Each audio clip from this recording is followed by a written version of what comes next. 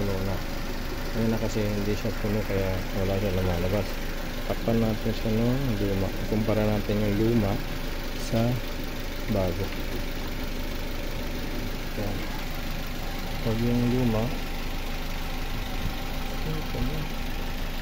lumalabas.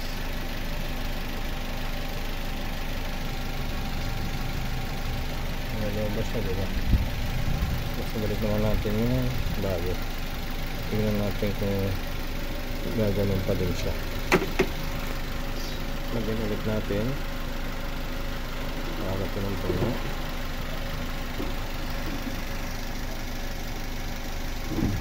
Tapos naman natin yung konti.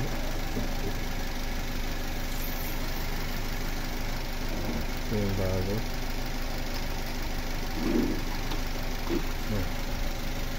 Tingnan natin kung malalabas naman. Yun, wala. Pisil ko wala na. Ganun po mag-check ng radiator cap.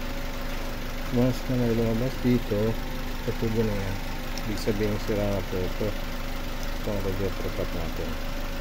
Ayan, yun lang. Thank you. Yun lang po mag-check ng radiator cap natin kung sira na, para hindi po tayo matirikan. Yung luma po natin, kaya po natin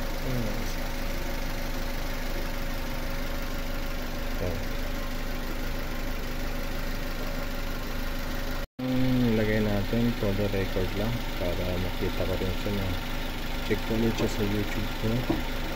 Cool Gear. Ito siya, made in Japan. I see. Made in Japan po itong Cool Gear radiator cap. Ito pala yung presyo ng